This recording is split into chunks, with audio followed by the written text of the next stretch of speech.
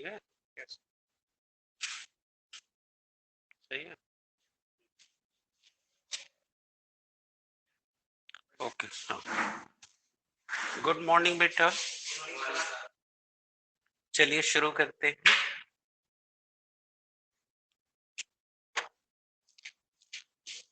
बोलिए।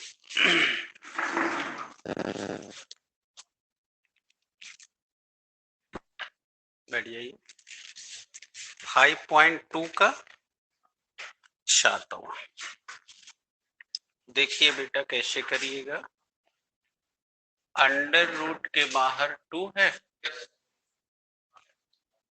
कि 2 under root है? 2 अंडर रूट है। 2 अंडर रूट काट एक्स स्क्वायर। That's clear. तो पहले क्या करेंगे, पहले इसको फंक्शन ले लीजिए। 2 अंडर रूट कैट एक्स स्क्वायर। अब डिवाइड बाई डी एक्स, तो डिवाइड बाई, बोलिए 2 बाहर हो गया, d by D x under root काट। अब कल वाला बात याद आ रहा है? डायरेक्ट कर देना। तो बोलिए 2 1/2 अंडर रूट काट एक्स स्क्वायर, फिर डी बाई डी एक्स। समझ आ गई? ये फिर से समझाएं, कल जैसे बताए। अब बोलो 2 से 2, अब ये हो गया 1/√x स्क्वायर। अब बोलो काट का कल का पढ़े हो, माइनस कोसेक एक्स स्क्वायर, फिर डी बाई एक्स स्क्वायर। हाँ बेटा, छूट गया लिखना, एक्चुअली स्क्वायर लिख दिए थे तो वही कोसेक स्क्वायर एक्स, यानी ये सूत्र में कोसेक स्क्वायर होता है और ये एक्स स्क्वायर इस समय है। हाँ तो वो हम लिख दिए तो छूट गया। अब बोलिए प्रॉब्लम। अब क्या हो जाएगा बेटा, अब आपका ऊपर हो गया minus cosec square x square, और इसका ले लीजिए तो 2x upon under root. Check करिए।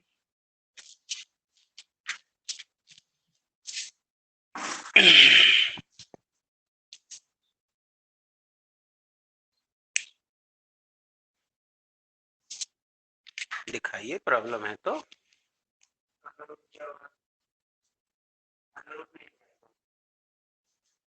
-2 अंडर रूट 2 एक्स स्क्वायर। कौन वाला है? ये ना है, अंडर रूट 2 एक्स, फिर है साइन एक्स स्क्वायर बटे under root sine 2x square. तो वो उसको हल कर लिया है, तो कर दे। मानो वो साइन कास्ट में दिया है तो कोई जरूरी है कि हम साइन कास्ट में करें? हम वहां कर सकते हैं। प्रॉब्लम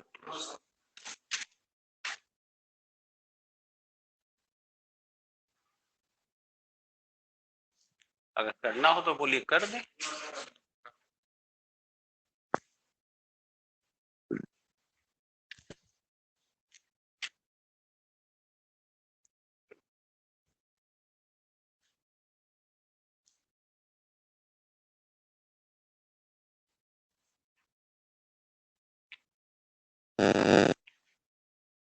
एक बात ध्यान दीजिएगा, अवकलन हो या समाकलन हो, उसके एक वैल्यू नहीं आते, उसके कई वैल्यूज होते हैं।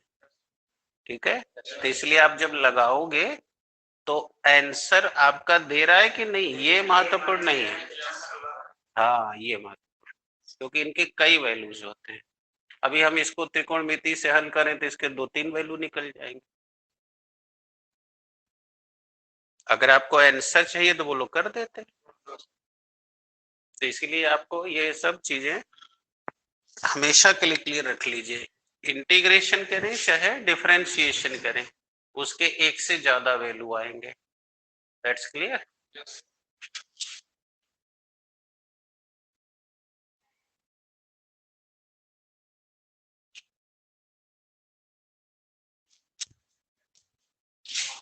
हाँ दीजिए, खड़ा होके सीखिए देना, बैठे बैठे नहीं। सब सभ्यता भूलिए मत, ये सब चीज निजी गुण है। पलट गया है, आइए। अब कहता है सिद्ध कीजिए कि फलन इतना x बराबर 1 पर अवकलित नहीं है। कोई प्रॉब्लम नहीं, आइए पकड़िए।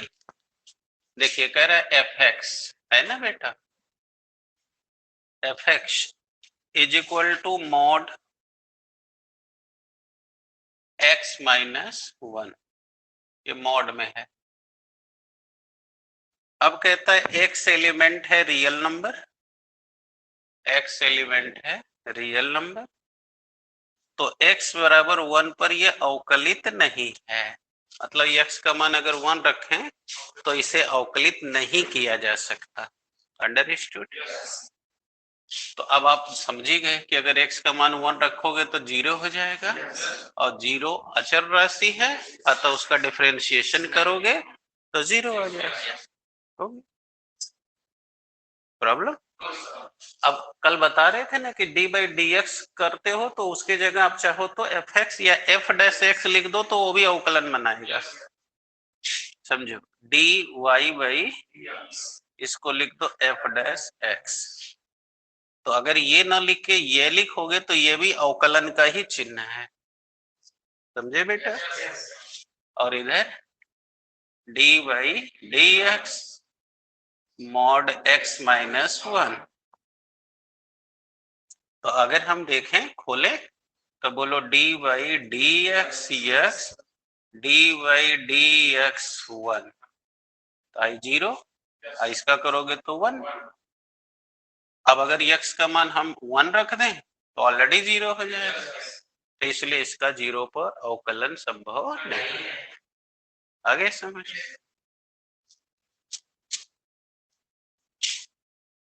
1 ये कर दो तो 0, तो आ गया 1। ठीक, अब श्योर हो गए। बोलो भाई। वही बतिया है, एफ एक्स ये x हो गया, x is greater than 0 and less than 3, x बराबर 1 और x बराबर 2 पे अवकलित नहीं। कोई सेम चीज कर दे। हाँ चलिए अगला चैप्टर।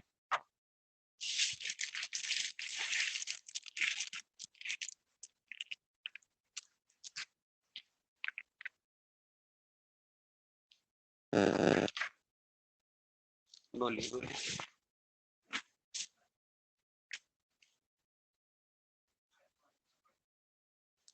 5.3 का ए, इसमें 2 प्रश्नावली है, तो पहले एक थे बता दें, पहला बता दें, इसके बाद फिर जॉन मन तो पूछो ताकि सब लोग समझ जाए।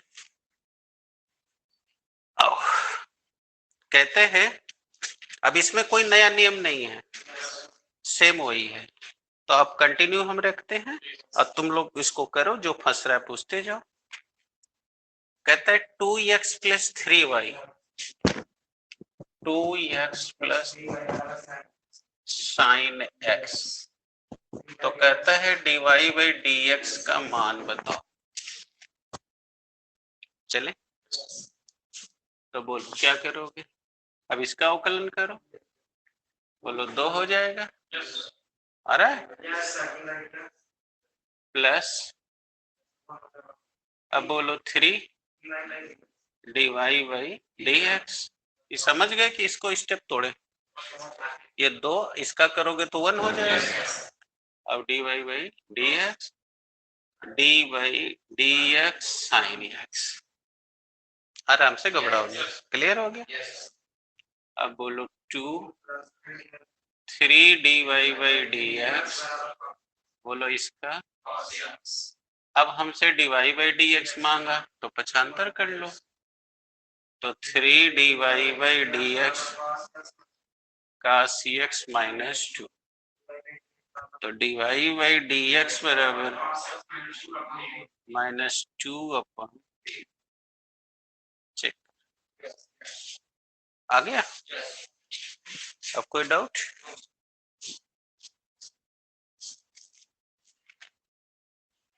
हाउ डायरेक्ट दो लिखने में दिक्कत है? प्रदीप तुम्हें आ रहा है? देखो डिफरेंशिएशन अभी स्टार्ट हो रहा है, अतः अभी जो प्रॉब्लम है पूछ लो। हाँ, नहीं तो आगे चल के लंबा लंबा मारा जाएगा। अभी इतना, ये तो अभी सिस्टम सिखाया जा रहा है, तो जितना जवानी माराते बनेगा मार दिया जाएगा।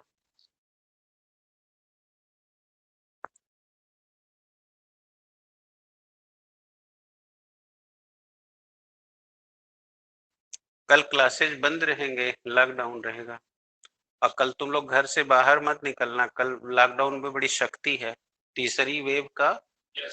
हाँ, तो उसलिए थोड़ा सा बच के, मतलब पुलिस प्रशासन थोड़ा गश्त बढ़ा रहा है,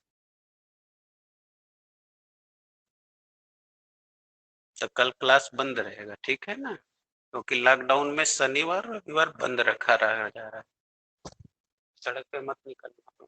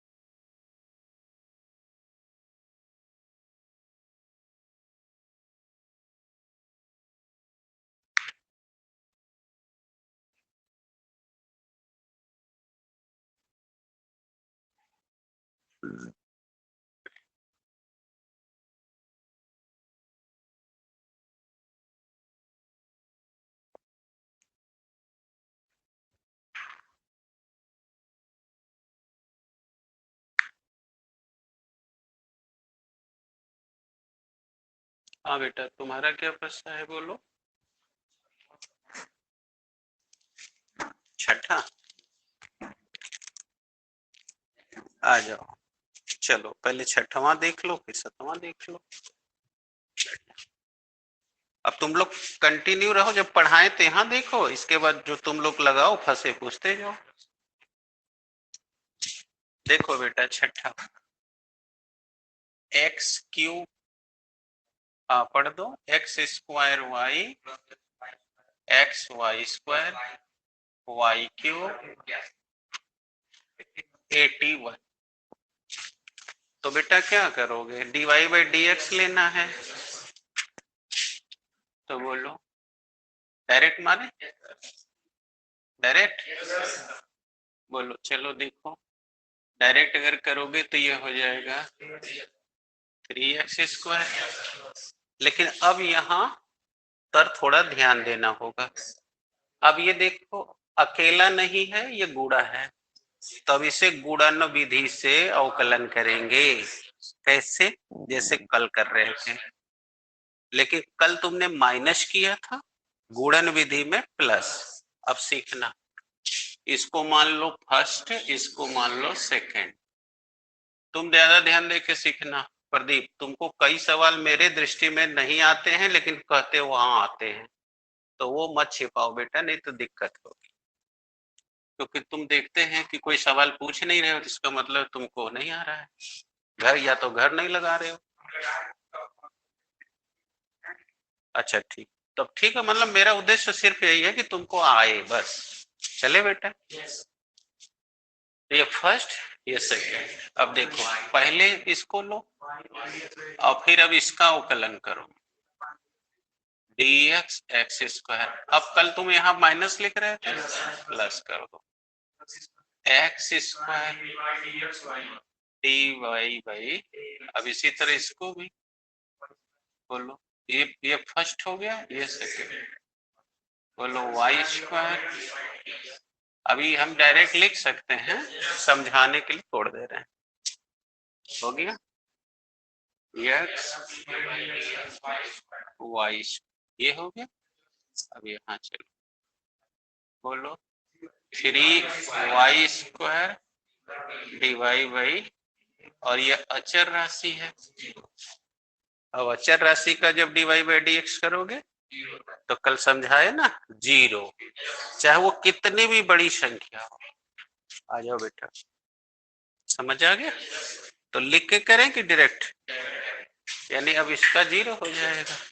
अब आओ खोलो 3x स्क्वायर y, बोलो 2x, फिर बोलो, अब ये वही रहेगा dx प्लस y, इसका 1 हो गया। अब यहाँ बोलो, बोलो x, और ये बोलो 2y, फिर y का करोगे तो dy बाई, समझ आया? ये समझ आया?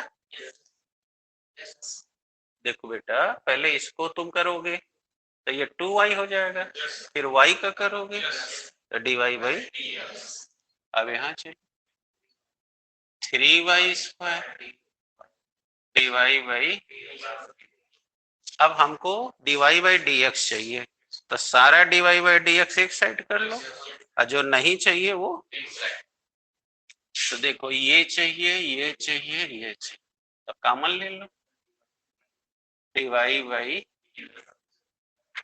X square plus 2xy plus, अब बराबर -3x square minus 2xy plus, अब उधर जाएगा ना, हो गया। अब बोलो D Y by, minus common ले लो, 3x square plus Y square plus 2xy, X square plus 2xy plus, आ गया D Y by D, check कर, आ गया। तो हमको लग रहा है कि तुम वहां गलती कर रहे थे जहां हम d Y by D x किए, अब सही हो गया ना?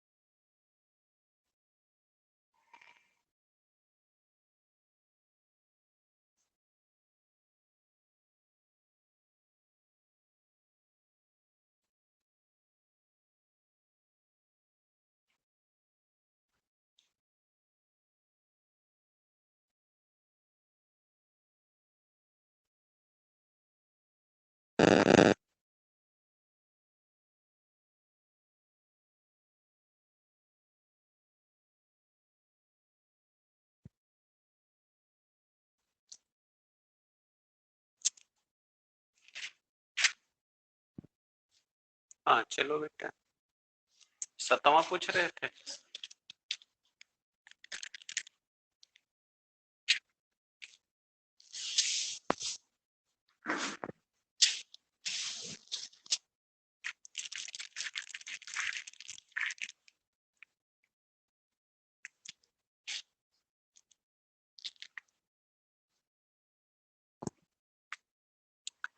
हाँ पढ़ो क्या लिख रहा है। साइन स्क्वायर वाई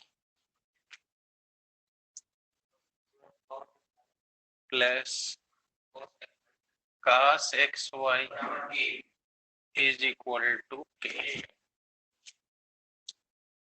अब क्या करोगे बेटा, अवकलन करो। देखो d बाई डी एक्स, अब यहाँ हो गया sine square y, d upon d, यहाँ डी एक्स लिखा गया, बोलिए कास, और ये हो गया डी बाई डी एक्स की। पहले इतना में कोई दिक्कत, अब खोल दो, बोलो 2 साइन वाई, पहले घात बाहर आएगा और फिर साइन वाई का लोगे, बोलो ये हो गया। अब यहाँ चलो, बोलो कास का लोगे, तो कास का कल पड़े हो सूत्र, साइन थीटा यानी कि साइन एक्स वाई, फिर d by D x x y. अब बोलो ये अचर राशि है, क्या हुआ इतना में दिक्कत। अब खोलो 2 साइन वाई, बोलो कास वाई, फिर वाई का करोगे d Y by D x, यक्स से सापेक्ष लेना है ना, यहाँ तक कोई डाउट। अब बोलो माइनस साइन एक्स वाई, अब ये गुणन विधि से ये पहला ये y d by D x x D Y by, पूछो दिक्कत। अब बोलो ये 2 साइन ए कहां से हो गया, बराबर साइन 2a, तो बोलो sine 2y D Y by D X, बोलो साइन एक्स वाई, वाई ये 1 हो जाएगा, plus X D Y by D X. अब क्वेश्चन खोलो, sine 2y D Y by D X, Y sine x Y, फिर बोलो, फिर minus X sine Y D Y by D x is equal to, अब D Y by D x चाहिए, तो ये और ये, बोलो डी वाई बाई कॉमन हो गया, तो यहाँ हो गया साइन 2y माइनस एक्स, यहाँ छूट गया है, हाँ यहाँ छूट गया लिखना, एक्स वाई, बोलो एक्स वाई हो गया, बोलो बराबर उस पर जाएगा तो plus y sine x y, पूछो दिक्कत। अब तुम्हें चाहिए था डी वाई बाई, तो ये हो गया वाई साइन एक्स वाई बटे sine 2y minus x y, check करो बेटे, आ गया। तो कहाँ गलती कर रहे थे, पकड़ लो। हमको लग रहा है तुमको वो खोलने नहीं आ रहा था, साइन स्क्वायर वाला, अब आ गया खोलने, है ना।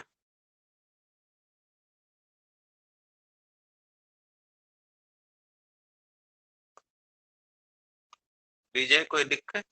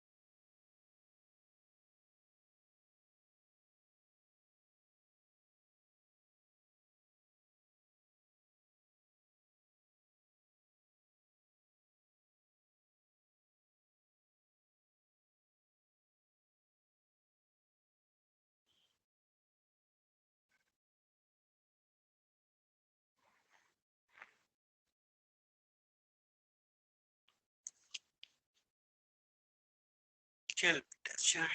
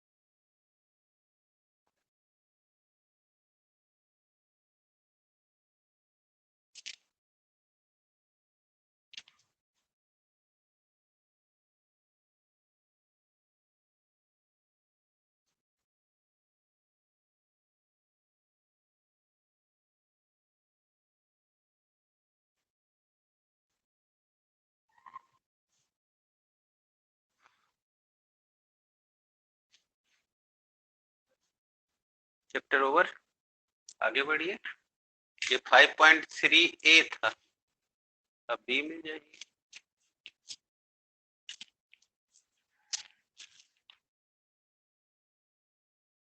चले,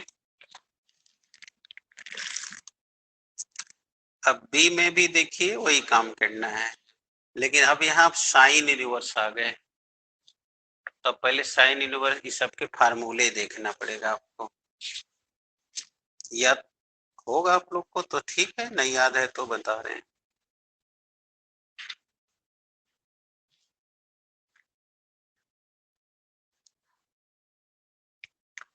आइए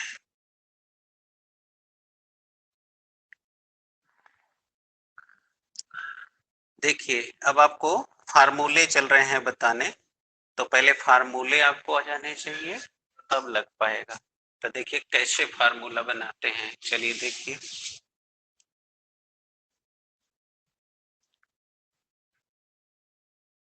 बोर्ड में देखिए,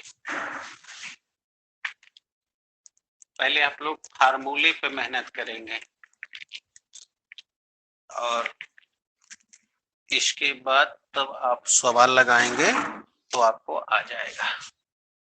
अब यहाँ जो फार्मूले चाहिए आप चाहे डायरेक्ट याद कर लीजिए, चाहे मैं हल करके बता दे रहा हूँ, लेकिन मतलब फार्मूला याद करने से है। अब जैसे सीखिए, पहले एक ठे हल करते हैं। अब हमको फार्मूला चाहिए साइन इनवर्स एक्स का, ठीक है। तो अब आप क्या करिए, मान लीजिए, माना let sine inverse x is equal to theta. तो बोलिए क्या अब हम साइन थीटा बराबर x लिख सकते हैं कि नहीं लिख सकते? अब जब लिख सकते हैं तो ऐसा हमने लिख दिया। अब लिख के साइन थीटा बराबर x का अवकलन कर दे, तो बोलो dy dx। अब ये थीटा के सापेक्ष लेंगे तो dy dx, ठीक है। तो बोलिए अब इसका करेंगे तो कितना आ जाएगा, cos थीटा 1 हो गया, x का अवकलन करोगे तो 1।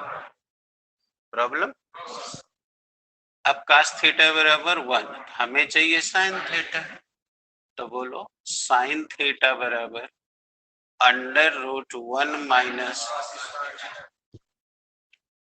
होता है। अब ये तो कट जाएगा तुम्हारा, हाँ, यानी कि cos थीटा 1 हो गया तो इस हिसाब से तो कट जाएगा, तो इसलिए तुम इसको इस तरह से देख लो। देखो देखो अब ये तुम्हारा है, इसको तुम्हारे सवाल में sin इनवर्स x ही दिया हुआ है ना, ठीक है। अब इसको y मान के तुम्हारे सवाल ने लगाया है अंडरस्टूड, तो हम लोग इसको ऐसा करते हैं y पे चलते हैं, ठीक है। तो अब बोलो क्या हो जाएगा, sin y बराबर x, पहले बताओ इतना में दिख गए। अब अवकलन करो, दिमाग काम कर रहा है तो यहाँ लिख दो, अवकलन करने पर बोलो क्या हो जाएगा, डी पहले लिखो, d y d x sine Y D y d x हो गया। अब बोलो साइन का हो गया cos y, फिर y का करोगे dx। अब बोलो, अब समझ में आया यहाँ तक, कोई डाउट? अब देख लो cos y, फिर ये हो गया dy बाई dx, दिक्कत हो रही है ऐसे। अब उस पर ले जाओ, तो बोलो cos y बराबर dx बाई dy, ऐसे लिखा जा सकता है, ठीक है। अब पहले इतना कर लो,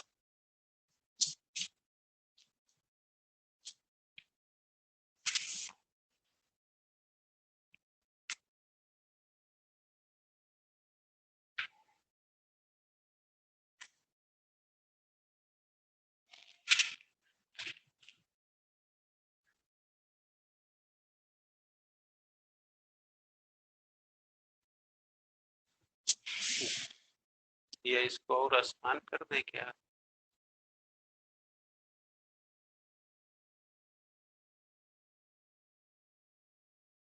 कर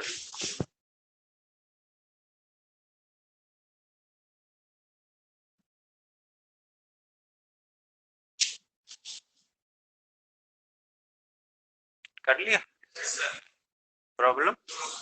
अब आओ, अब चलो देखो, अब यहाँ पे देखो ऐसे लिख सकते थे ना, और इसी को चाहो तो इस प्रकार से भी लिख सकते हो, बोलो D Y by D x is equal to 1 upon cos y, लिख सकते हो।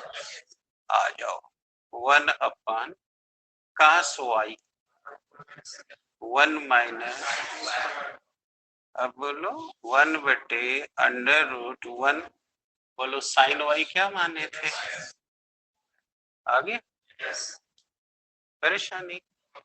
तो अब इसका हमने ये जो कर लिया, अब वो ये आ गया, समझ में आ गया।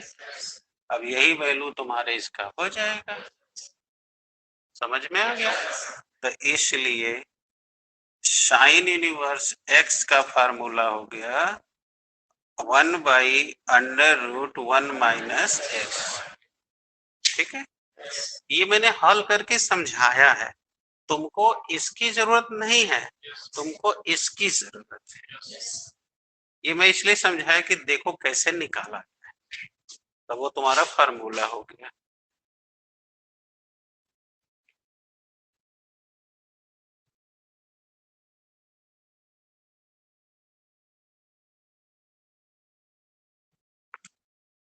चले अब तो और भी इसी तरह निकालें कि अब डायरेक्ट करते जाएं, फार्मूला दे दें आपको, एनी डाउट? तो बेटा काश यूनिवर्स एक्स का सेम फार्मूला है, खाली माइनस हो जाएगा, देख लो, हो गया ना? आ रही है? देखो साइन इनवर्स एक्स का फार्मूला हो गया 1/√1 माइनस एक्स स्क्वायर, और काश इनवर्स का देखो सेम माइनस, क्लियर है? अब चलो tan inverse x, tan inverse x 1/1 plus x square करें, 1/√1 प्लस एक्स स्क्वायर कर लिया। तो काट का सेम वही रहेगा, बस माइनस हो जाएगा। तो बोलो काट यूनिवर्स एक्स बराबर -1/√1 प्लस एक्स स्क्वायर। अब सेक का कर लो, sec inverse X is equal to 1/x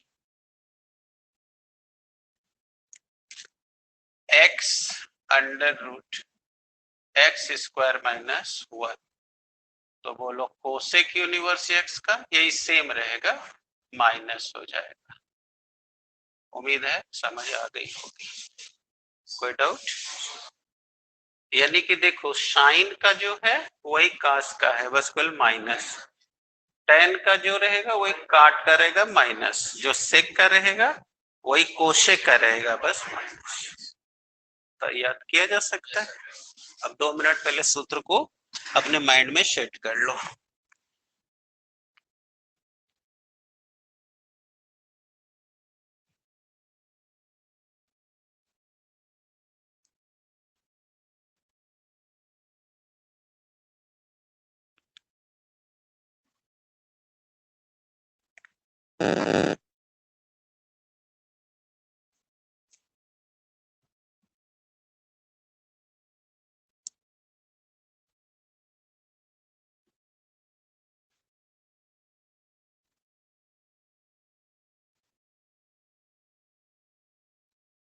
जल्दी करो,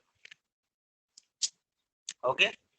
अब एक सूत्र और बता के तुमको सवाल लगाना बताते हैं, चले? पहले इतना में कोई डाउट है?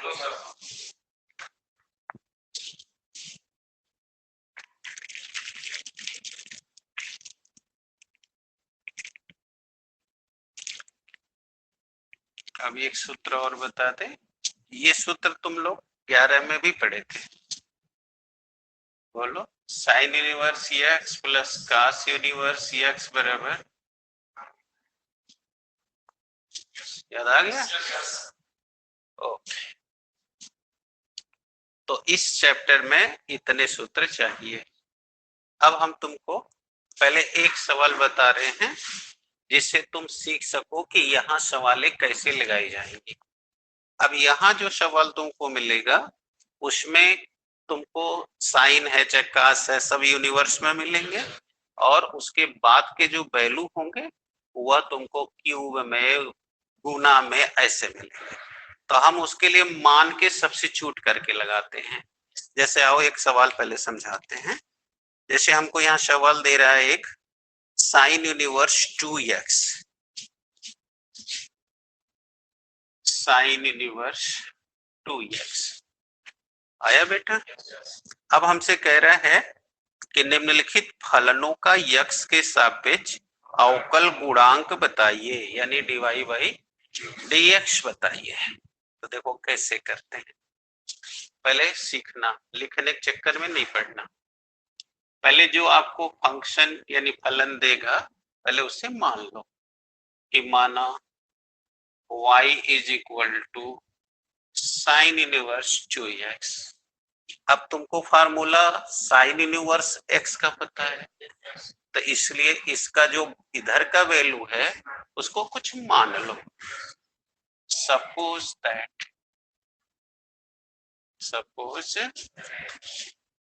2x is equal to t। अब इसका x के सापेक्ष अवकलन कर लो, तो बोलो इसका करोगे तो 2, इसका करोगे तो dt बाई dx। समझ आ गया? अब उठा के रखो, y is equal to sine inverse t।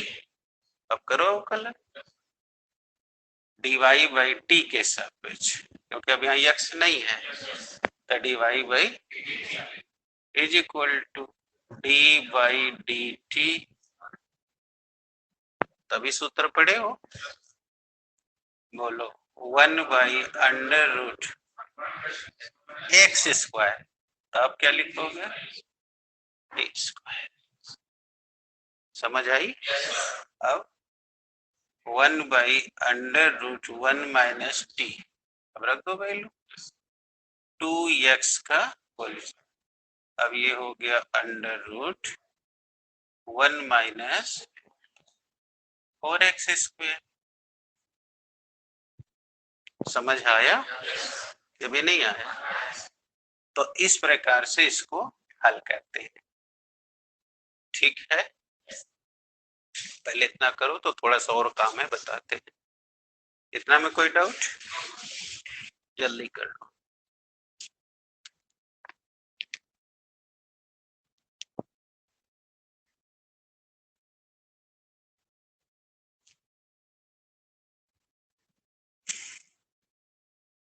बस थोड़ा सा काम और है, बता रहे हैं।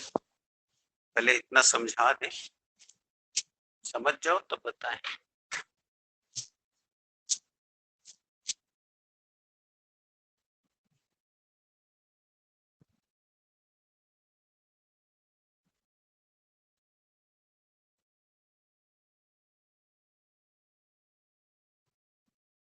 अभी पूरा नहीं लगा है, अभी जितना लगाए उसको समझाएं।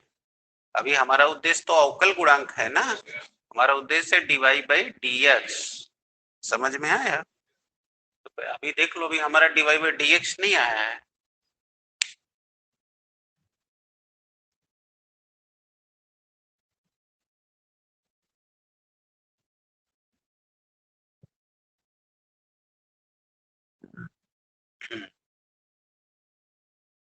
हो गया बेटा? अब हम चले प्राप्त कर ले। आओ देखो, अब इधर मिटाएंगे। पहले एक बार फिर से इतना स्टेप समझा ले।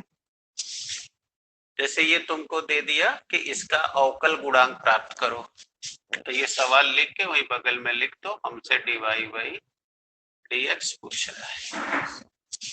तो अब हम पहले इसको एक फलन मान लें, लिख दिया। अब यहाँ जो वैल्यू है वो सूत्र के अनुरूप नहीं है, तो उसको मान लो। तो 2x बराबर t। तब इसका अवकलन कर लो, तो x का करोगे t के सापेक्ष, तो ये वाला तुम्हारा t 2 हो जाएगा, और ये करोगे तो dt बाई dx। अब ये वैल्यू होगी। अब जो यहाँ माने थे, अब तुम्हारा फार्मूला हो गया। अब लिख दिया dy by dt, d by dt sign inverse t। बोलो इसका फार्मूला ये होता है। अब t जो माने थे उसका वैल्यू रख के खोल लिए। अब हमको चाहिए dy बाई dx।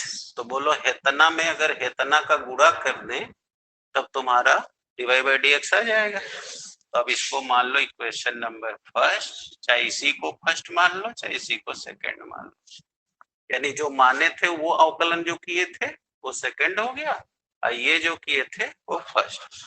ये कोई जरूरी नहीं कि इसी को फर्स्ट माने, ये भी फर्स्ट माना जा सकता है, ये भी सेकंड। ये तुम्हारे पर डिपेंड है। अब हमें dy बाई, तो अब फर्स्ट में सेकंड का गुणा कर दो। आओ देखो, फर्स्ट इंटू, बोलो dy बाई dt गुणे dt बाई dx हो गया। अब बोलो 1/√1 माइनस 4x² और इसका वैल्यू कितना था 2। अब dt से अब डिवाइड बाई dx बराबर 2/√। हो गया हो गया। अब ये हमने मान के बताया है। अब हम एक और बताना चाहेंगे बिना माने हुए, वो भी बता देते हैं, उसको इधर लगा देते हैं। अब लिखो नहीं, पहले सीखो। बोलो, आपने पहले ये कर लिया कि let function y is equal to sine inverse 2x।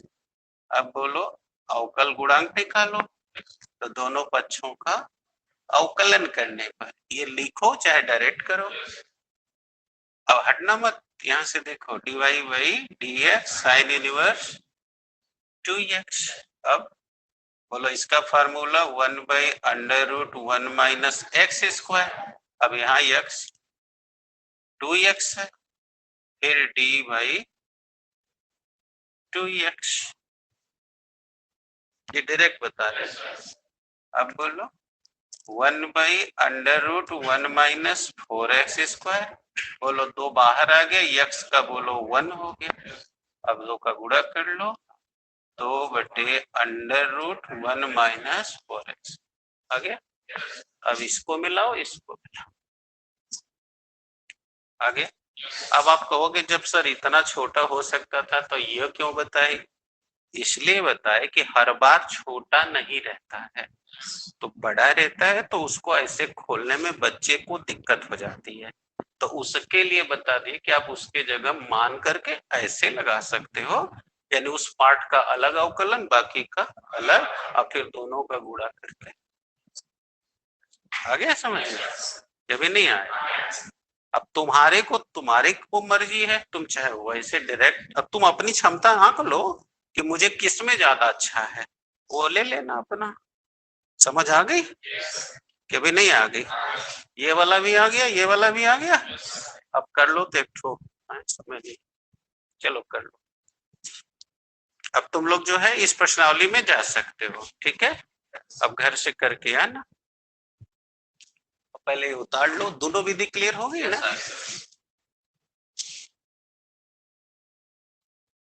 तुम लोग के बुक में एक विधि थी, तो मैंने सोचा 2 विधि बता देना।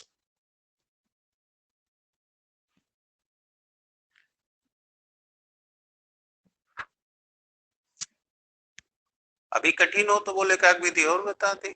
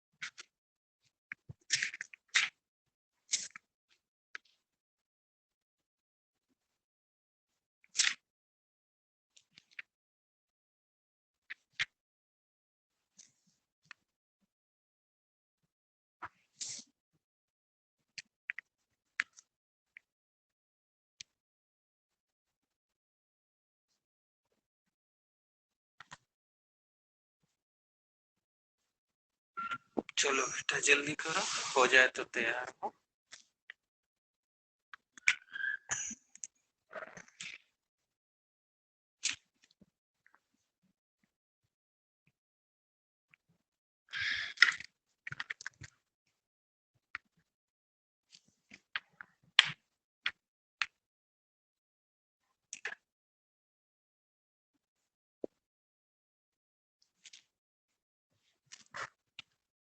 देखो कहाँ तक पढ़ाया लिखाया गया है। किसका? Aldehyde ketone. Very good.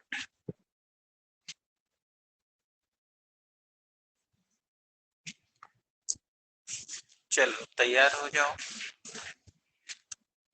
तो कल हम लोग एल्डिहाइड, कीटोन और कार्बोक्सिलिक एसिड तीनों का प्रिपरेशन एक साथ देखे थे, लेकिन याद होगा कि ये केवल हम लोग एलिफैटिक के लिए देखे हैं, अभी एरोमेटिक बाकी है।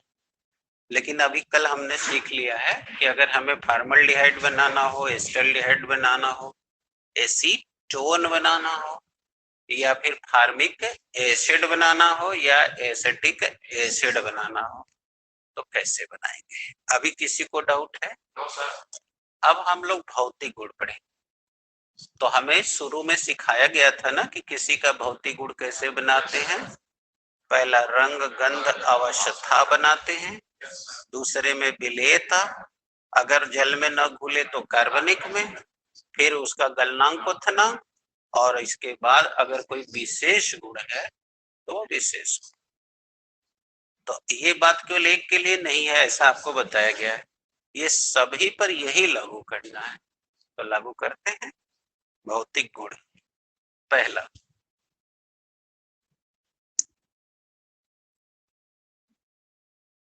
एल्डिहाइड श्रेणी का एक कार्बन का, अब देखो एल्डिहाइड में एक कार्बन का तत्व है फॉर्मल्डिहाइड, सूत्र कल पढ़े हो, HCHO, एक ही कार्बन है ना। तो एल्डिहाइड के प्रथम सदस्य लिखे, प्रथम सदस्य क्या नाम है? फॉर्मल्डिहाइड। IUPAC पे नाम है मेथेनल, पढ़ाया गया है ना कल। बोलना सीखो, क्योंकि जैसे तुमसे कुछ पूछाता है बस मुड़ी नीचे कर लेते हो, और जबकि अभी कल ही सिखाया गया IUPAC पे कैसे नाम लिखाएगा। तो जब नहीं बोलोगे तो अपने से कुछ पैदा नहीं हो जाएगा। हाँ, प्रथम सदस्य फॉर्मल्डिहाइड यानी मेथेनल गैस अवस्था में होती है, गैस अवस्था में। अब लेकिन अब इसके बाद देखो, ये अगर एक सदस्य लिया गया है इस रूप में, तो ये जताने के लिए कि ये गैस है। लेकिन अब जैसे जैसे कार्बन बढ़ेगा, यानी अब कार्बन 2 हो जाए, 3 हो जाए, 4 हो जाए, जैसे 2 हो गया तो एथेनल, 3 हो गया तो प्रोपेनल, ब्यूटेनल, पेंटेनल, ऐसे करके जब 2 से लेके 10 तक हो जाएगा, यानी कि 1 से लेके 1 वाला तो गैस हो गया, और 2 से लेके, तो इतने कार्बन से अगर कोई एल्डिहाइड बना है तो वह रंगहीन द्रव रूप में हो जाता है, और जब 10 से ज्यादा कार्बन से बना हो तो अब वो ठोस हो जाता है। तो इस तरह तुमको पहले अवस्था दिखाई गई है, लिखो। अब ये सब कंपटीशन में तुमको जानना चाहिए। 2 से लेकर 10 कार्बन से बने हुए एल्डिहाइड,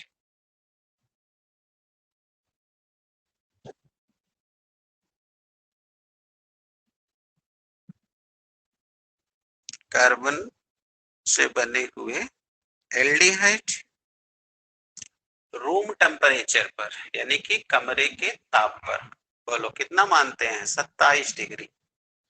ठीक है, सामान्य ताप 23 डिग्री माना जाता है, 23 डिग्री सेंटीग्रेड, और रूम टेम्परेचर माना जाता है 27 डिग्री सेंटीग्रेड। अगर कोई कहे केल्विन में बताओ, तब जानते ही हो 273 जोड़ देंगे। अच्छा, 27 लिख लिए, कमरे के ताप पर यानी रूम टेम्परेचर पर। ये रंगहीन द्रव होते हैं, रंगहीन द्रव होते हैं। अब तुम लोग को एक बात और जानना चाहिए बेटा, कंडीशन के लिए सुन रहे हो तो एक बात और सुनो।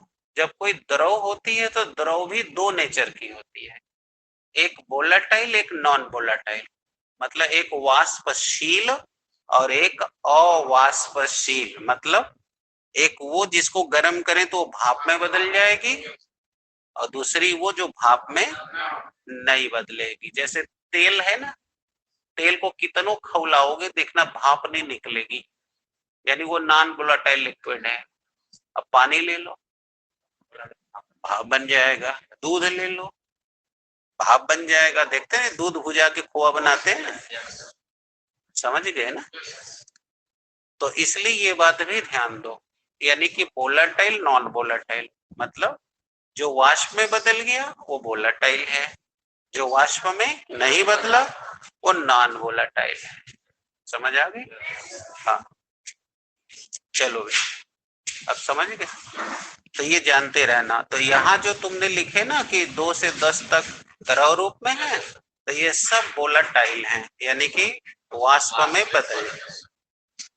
लिखो ये वाष्पशील होते हैं,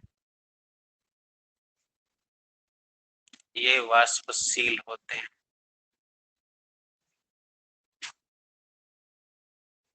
हुआ? और अब बोलो, उससे आगे बढ़ जाओ। जब 10 से अधिक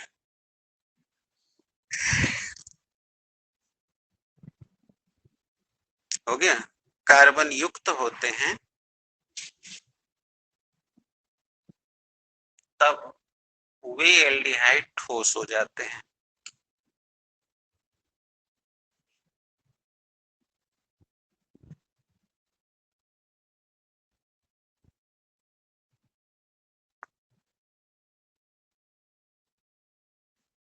हुआ? ये तो मैंने एल्डिहाइड को फोकस किया, आप कीटोन भी पढ़ रहे हो। लिखो कीटोन, उसी में भी पहले पॉइंट है, अभी तो एल्डिहाइड फोकस हो रहा था। कीटोन लिखे, कीटोन के यौगिक 11 कार्बन से कार्बन तक, मतलब जो 11 तक बने होंगे, समझ गए? 11 कार्बन तक द्रव रूप में रहते हैं, यानी उससे एक एडवांटेज ज्यादा हो गई। समझ आई ये लाइन की? ये द्रव रूप में रहते हैं, लेकिन अब इससे ज्यादा होने पर वो भी ठोस हो जाते हैं।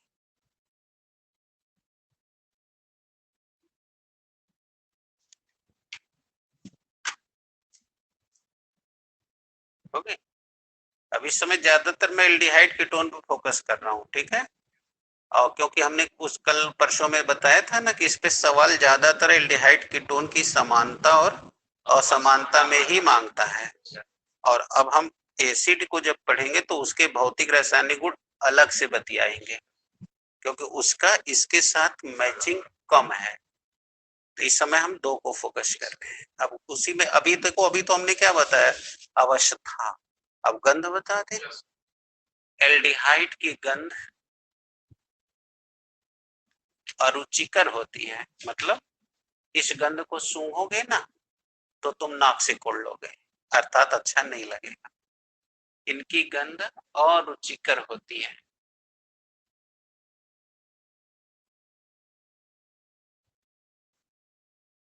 और कीटोन की गंध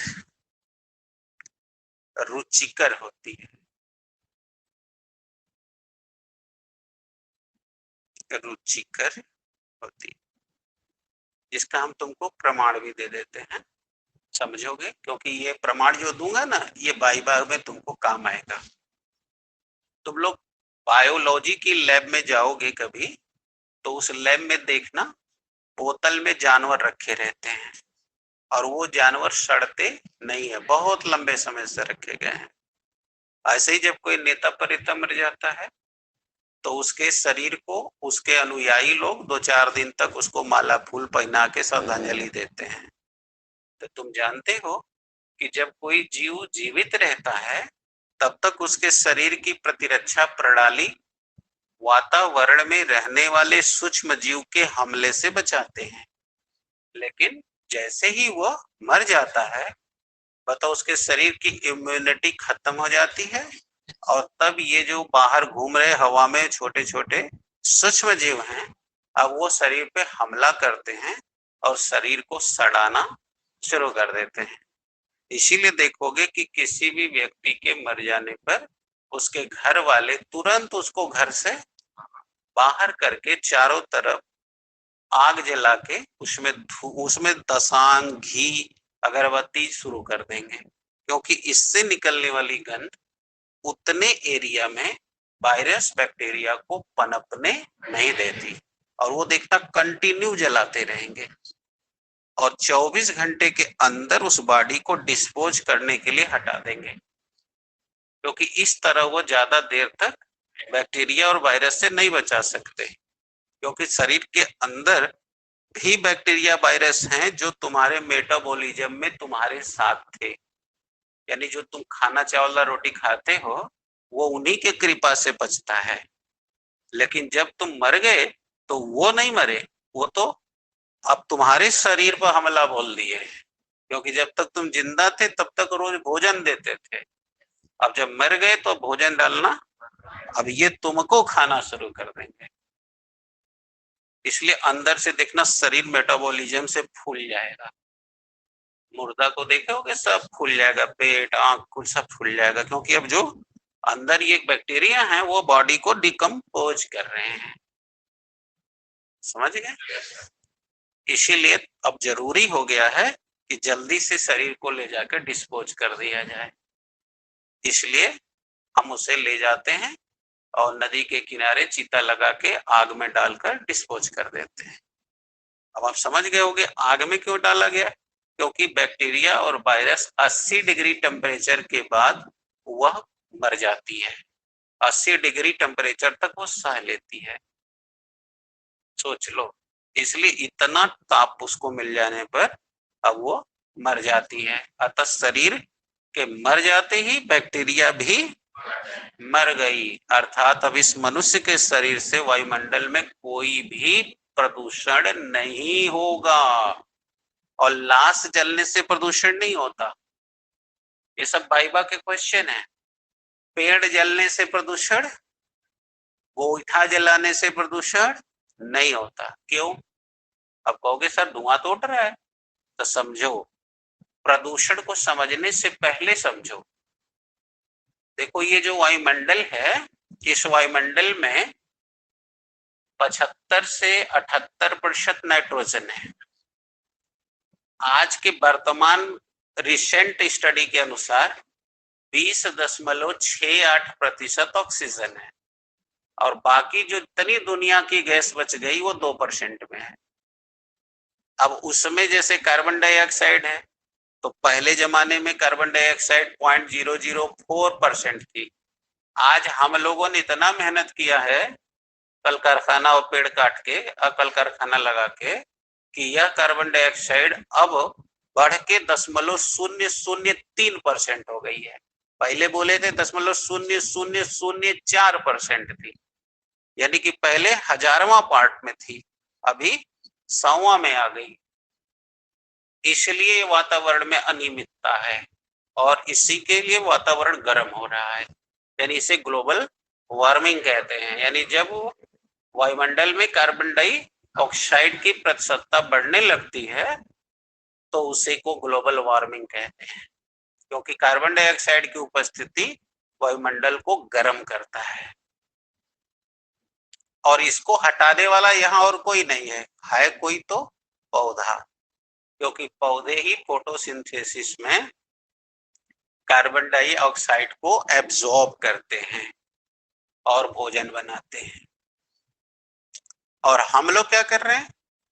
हम लोग पौधे ही काट दे रहे हैं, यानी जो CO2 हटा सकता है हम उसी को हटा रहे हैं।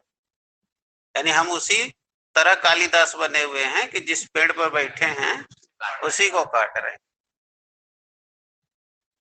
यानी जो हमको प्राणवायु देता है, जो हमारी समस्याओं का निराकरण करता है, हम उसी का निराकरण कर दे रहे हैं। समझ लो कि कितना खतरा हम लोग अपने लिए खुद पैदा कर रखे हैं। तो इसलिए जो कार्बन डाइऑक्साइड है वो एटमॉस्फेयर में बढ़ गई। तो जब वायुमंडल जिन जिन अवयवों से बना है उन अवयवों की प्रतिशत का अनुपात बिगड़ जाता है, तो उसे कहते हैं प्रदूषण। प्रदूषण धुआं उठने को नहीं कहते। अब सवाल ये था कि सर तब प्रदूषण धुआं से नहीं होता?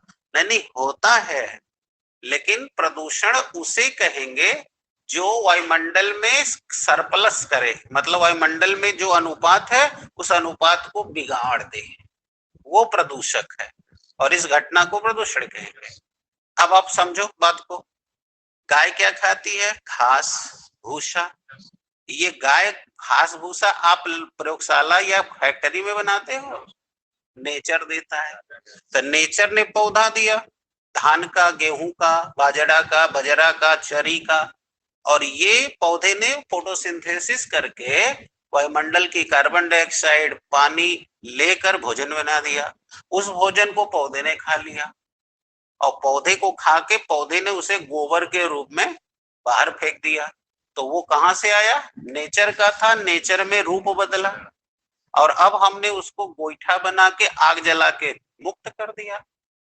तो कार्बन हमने मुक्त कर दिया, ऑक्सीजन हमने मुक्त कर दिया, तो नेचर में से लिया और नेचर को वापस कर दिया। ये प्रदूषण नहीं है, ये तो साइकिल है। नहीं समझ में आई? ये साइकिल है, यानी जो नेचर का था उसको हमने नेचर को दे दिया। अतः हम भी इतना बड़े कैसे हुए? इस पृथ्वी पर जब से आए हैं तब से पृथ्वी का अनाज खा रहे हैं, पानी पी रहे हैं, तो मेरा शरीर कार्बन सब जमा कर रहा है और आ कहां से रहा है? नेचर से। और फिर हम मरेंगे, हमारे परिजन इस शरीर को जला के नेचर का वापस कर देंगे। तो ये साइकिल हो गया, ये साइकिल हो गया, ये सरप्लस नहीं हुआ। सरप्लस कौन हुआ? जो नेचर में नहीं था। नेचर में क्या नहीं था? पेट्रोलियम। पेट्रोलियम हमने जमीन में से निकाला था, है ना? और उसको निकाल के हमने मोटर गाड़ी इंजन कारखाना में डाल के धुआं बना के फेंक दिया एटमॉस्फेयर में, तो हमने प्रदूषण हुआ। यानी प्रदूषण वो था जो नेचर का पार्ट नहीं है। समझ गए? हम चावल दाल रोटी सब्जी पेड़ पौधा कुल लगा के खाएंगे, कार्बन जमा होगा, एक दिन हमारा शरीर के द्वारा दे दिया जाएगा। तो नेचर से लिए, नेचर को दे दिए, ये तो अदला बदली है। That is not the surplus. Surplus वो है जो नेचर का नहीं है और उसे हम नेचर में डाल रहे हैं। अब समझ में आ गया ना? उसे हम नेचर में डाल रहे हैं, वो सरप्लस है, वो प्रदूषण है। इसलिए प्रदूषण का पहले आइडिया सब हटा, समझ लीजिए किताबों में जो डेफिनेशन 9-10 में पढ़ के आए वो सब गलत है, क्योंकि पहले गलत ही परिभाषा आपको पढ़ाई गई है। अब जब रिसर्च बढ़े हैं, रिसर्च से जानकारी मिली है, तब ये सब सही सही परिभाषाएं आ रही हैं। और आपको एक मुश्त बता दिया जाता है कि लकड़ी जलाओगे, कोयला जलाओगे, कुल धुआं दे रहा है प्रदूषण। ना ना ना, ये प्रदूषण है नहीं है, ये तो नेचर का पार्ट है। Nature has given us, I have used and then break and then we return into the nature. Nature में जो नहीं था, जो अब आके नेचर में मात्रा बढ़ाएगा, वो प्रदूषक है। क्लियर हो गया? यानी मुर्दा जलेगा तो प्रदूषण नहीं होगा। समझ आ गई? लकड़ी जलेगा तो प्रदूषण, लेकिन पेट्रोल जलेगा तो होगा। ये प्लास्टिक नेचर ने दिया है, ये जो पहने वो कपड़ा लत्ता नेचर ने दिया है। एक जलाओगे तो प्रदूषण होगा। This is not the part of nature, ये नेचर का हिस्सा ही नहीं है। किताब जलाओगे तो प्रदूषण नहीं होगा, क्योंकि किताब पेड़ के बॉडी से बनाई गई है। तो which is the part of nature? So that is, if return into the nature, तो then it's not a pollutant, it's not a pollution. Pollutants are those which are not the gradient of the nature, that are coming from outside. आगे जी, तो इस बात को समझ लीजिए। अब कोई प्रॉब्लम है? तो प्रदूषण वही होगा जो नेचर का हिस्सा नहीं है। आप समझ गए ना बात को? तो ये जो हमारा कीटोन है, वो कीटोन 11 तक जो है लिक्विड फॉर्म में रहेगा, और उससे जब ज्यादा होगा तब सॉलिड हो जाएगा। और जो गंध की बात मैंने कही थी, वो रुचि और अरुचि का मतलब क्या था? तो जब कोई मर जाता है तो उसका शरीर सड़ने लगता है, उससे बचाने के लिए हम उसके शरीर पर लेप लगा देते हैं ताकि उसका शरीर सड़ने न पाए। ये काम हम फार्मल्डिहाइड का फार्मलिन बना के करते हैं। तो वाइवा में ज्ञान पूछता है फार्मलिन क्या है, तो आप कहोगे जब 40% फार्मल्डिहाइड को पानी में घोल दिया जाता है, तो उसका जो 40% जलीय विलयन बनता है, उस 40% फॉर्मल्डिहाइड के जलीय विलयन को फॉर्मलिन कहते हैं। और यही फॉर्मलिन आपके प्रयोगशाला में बोतल में भरी हुई है, जिसमें वो जानवर का शरीर रखे हुए हैं और वो शरीर सड़ नहीं रहा है। और इसी फॉर्मलिन में हम किसी मनुष्य के शरीर को डुबो के रख देंगे तो उसका शरीर लंबे समय तक बिना सड़े पड़ा रहेगा। समझ आ गई? और दुर्भाग्य से कभी लैब में काम कर रहे हो और वो बोतल फूट जाए तो देखना वो फॉर्मलिन बाहर आ जाएगी और इतनी बदबू मारेगी, इतनी पंजेंट स्मेल मारेगी कि नाक दबा के भाग जाओगे, यानी इतना दुर्गंध मारेगी। और उसकी दुर्गंध बड़ी बुरी होती है, समझ गए? नाक में लगती है और इवन आंख में भी लगती है। और अगर किसी व्यक्ति को वहां जबरदस्ती रोक दिया जाए तो वह व्यक्ति सफोकेट होकर मर जाएगा। समझ में आ गया? तो इससे पता चल गया अरुचि का क्या मतलब है। और रुचि का मतलब, अब देखो तुम्हारा एसीटोन है, कल बता रहे थे कि जब पेंट ओंट रंगना होता है तो जो बाजार से वार्निश खरीद के लाते हो वो एसीटोन है। और उसको जब डालते हो पेंट में तो पेंट मारो तो दूर से ही महकता है। तो क्या इतना बुरा महकता है कि नाक दबा के भाग जाओगे? अच्छा ही महकता है। और आपको लग जाता है हाँ अभी घर का नया नया रंग पेंट हुआ है, कैसन महक रहा है। तो दैट इज द रुचिकर, यानी that is interesting and that is not interesting. तो जो फॉर्मल्डिहाइड या एल्डिहाइड के कंपाउंड्स हैं उनकी जो स्मेल आती है वो बैड स्मेल है। और जो एल्डिहाइड के अलावा कीटोन की जो स्मेल आती है वो गुड स्मेल है। इसीलिए हमने लिखा वो अरुचि पैदा करती है, अरुचि मतलब good smell bad smell. Bad smell अरुचि पैदा करेगी, गुड स्मेल रुचि पैदा। अब समझ आ गया? तो इतना बाइबा इस खाली पॉइंट पे तैयार हो गया। फॉर्मलिन क्लियर हो गया? 40% जलीय विलयन किसका? फॉर्मल्डिहाइड का। कभी कभी एग्जामिनर लड़कों से ऐसे ही पूछ देता है 40% जलीय विलयन का क्या मतलब है? तो कहेंगे सर 100 भाग पानी में 40 भाग हम उसमें फॉर्मल्डिहाइड डाल देंगे, तो इसका मतलब हो गया 40%। अब याद कैसे रखो? जैसे तुम लोग ब्याज में याद रखते हो 5%, 100 पर 5 रुपया ब्याज, तो 40% जलीय विलयन यानी 100 भाग जल में 40 भाग फॉर्मल्डिहाइड। तो फॉर्मल्डिहाइड के 40 भाग को 100 भाग जल में घोल दोगे तो ये तुम्हारा बन के तैयार हो जाएगा फॉर्मलिन। अब आ गया समझ? तो अभी जितना अभी बोल दिया, अब तो वीडियो बन ही रहा है, इसे सुन के भी लिख सकते हो घर में, अभी तो सब कर ही रहे हो। तो इसीलिए ये सब तुम्हारे फायदे में है। तो ये सब कंपटीशन के मटेरियल हो गए, इसीलिए मैंने कहा रुको थोड़ी ये सभी बात समझ लो, तभी एक पॉइंट बना है आगे।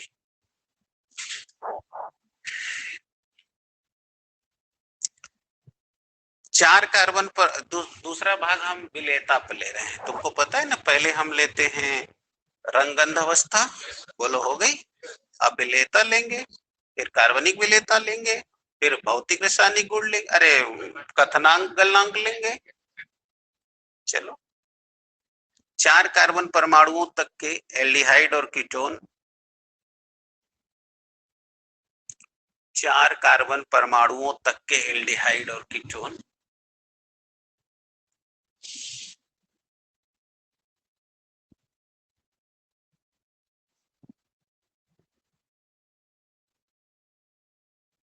हो गया, जल में पूरी तरह घुलनशील होते हैं, जल में पूरी तरह घुलनशील होते हैं।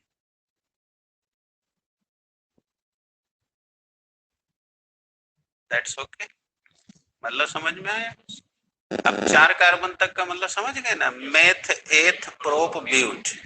अब अगर एल्डिहाइड है तो एथेनल मेथेनल प्रोपेनल ब्यूटेनल, कीटोन है तो मेथेनोन प्रोपेनोन ब्यूटेनोन, लाइक दैट। यानी कि 4 कार्बन तक के जो एल्डिहाइड और कीटोन हैं वो जल में घुल जाते हैं। अब इससे जब अतः लिख दो भाई, इससे अधिक कार्बन से बने हुए एल्डिहाइड और कीटोन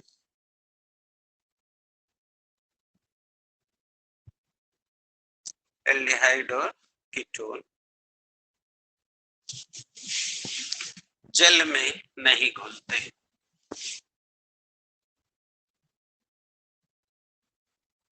जल में नहीं घुलते। अब एग्जामिनर तुमसे पूछ दिया काहे नहीं घुलते भाई, तो क्या बताओगे?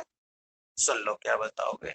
देखो जो जल में घुलेगा इसका मतलब है वो जल के प्रति स्नेह का व्यवहार रख रहा है, यानी वो हाइड्रोफिलिक है।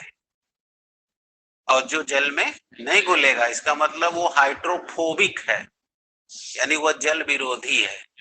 ये तो पहले एक सामान्य डेफिनेशन हुआ। अब एग्जामिनर फिर ट्रेस करेगा कि बेटा जल विरोधी क्यों रहेगा, जल स्नेही क्यों रहेगा। अब उसको ओरिजिनल जवाब दो कि सर जल में हाइड्रोजन और ऑक्सीजन है, तो जो हाइड्रोजन बॉन्डिंग बनाएगा वो घुल जाएगा, जो नहीं बनाएगा तो सर 4 से जब कार्बन ज्यादा हो जाता है तो चेन स्ट्रांग हो जाती है और वो जल के साथ हाइड्रोजन बॉन्डिंग नहीं बना पाती, इसलिए नहीं घुलता। ऐसे तर्क दे देना है। आ गया? अगला पॉइंट, घनत्व। एल्डिहाइड व कीटोन के घनत्व जल से कम होते हैं।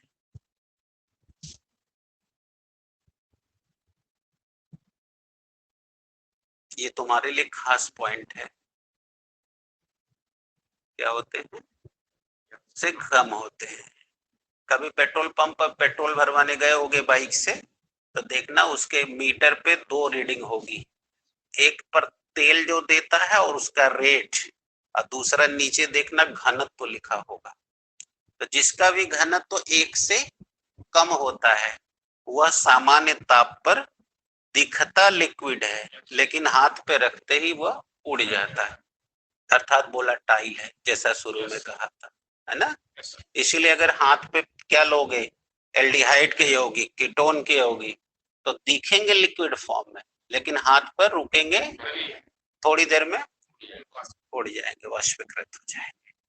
तो ये पॉइंट इसीलिए लिखाया हूँ, तो ये तुम समझते रहना। इसलिए उदाहरण भी दे दे। पेट्रोल कभी हाथ पर लिए होगे रहता है क्या? हाथ पर लेते ही देखना ठंडा लग के उड़ जाए, थोड़ी देर में उड़ जाएगा। इसलिए पेट्रोल की टंकी बंद करके रखते हैं। इसीलिए पेट्रोल पंप पे जाते हो तो उस पर काशन लिखा रहता है, don't use mobile here, no smoking, देखना उस पर लिखा हो। और तुम जान लो भी कभी पेट्रोल पंप पे जाओ तो फोन न रिसीव करो ना मोबाइल चलाओ, नहीं तो आग लग जाए। क्यों? अब ये भी सुन लो क्यों। जब पेट्रोल वाला पढ़ा लिखा नहीं है, जो पेट्रोल दे रहा है ना उसको कुछ नहीं पता, उसको ड्यूटी से मतलब है। वो तुम गए बस तुरंत उन्हें ऑन किया, लगा के अपना भर दिया।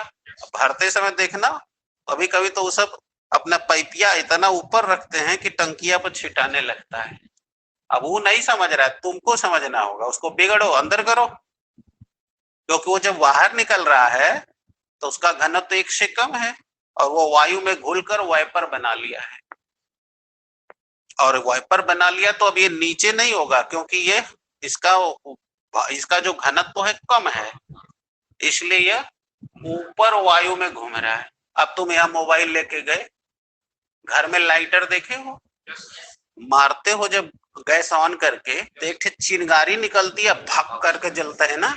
ऐसे जैसे ही तुम अपना मोबाइल ऑन करोगे चिंगारी मारेगा और तुरंत, जैसे स्विचवा ऑन ऑफ करते हैं।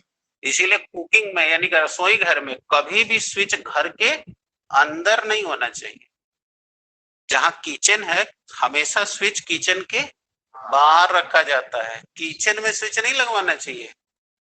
नहीं तो अगर गैस लीक कर गई, जानते भी हो कि घर की महिलाएं बहुत लापरवाह होती हैं, क्योंकि उनका दिमाग खाना बनाने में लगता ही नहीं। अब इसको सुन के बुरा नहीं मानना, न इच्छा हो तो अपने घर वालों को देख लेना, वो खाना बना रही होंगी, उनका दिमाग या तो मोबाइल बतियाने में लगा रहेगा या उनको अभी याद आ रहा है कि अभी सीरियल आने वाला है। मतलब इसके अलावा, या फिर मायके की बात है या पड़ोसी की, पड़ोसन ने 2 गाड़ी दिया ये सोच के रखी है, आउते होके 10 गाड़ी देना है, लेकिन खाना बनाने में कोई इंटरेस्ट नहीं। दर्द यादीन है तो एक बात बोली तो हम कैसे पीछे रह जाएं। मतलब कुल मिला के निगेटिव सोच। अगर नहीं विश्वास है तो आप यही स्कूलों में देख लेना, 4 कुल लेडीज 5 लेडीज टीचर पढ़ाती हैं, और जब पेशाब करने वाले कमरवा में पेशाब करने के लिए खड़ा रहना, और कुल बस जाए, देखना, बिना चुप रहे जैवे नहीं करेंगी, वो बोलती निकलेंगी, और उनका बात सुनना तो तुम्हारे समझ में आएगा कि स्कूल का को बतिये नहीं है, तो कुल बतिया रहे होंगे, आज हमारे दयादीन ऐसन कर दिल से, तो कल वैसन के। ये मतलब स्वभाव है, ये हम नहीं बोल रहे हैं, ये स्वभाव है। तुम्हारे घर में होगा तो यही तरह होगा, देख लेना। तो इसलिए उनका दिमाग जो है 7वें आसमान पे रहता है, जमीन पे रहता ही नहीं, इसलिए उनको मर न जाए जल के, इसलिए स्विच कहाँ लगाना है, बाहर। क्योंकि अगर गैस लीक कर गई तो उनके अंदर इतना जुनून भरा है कि उनके महकमे नहीं करेगा।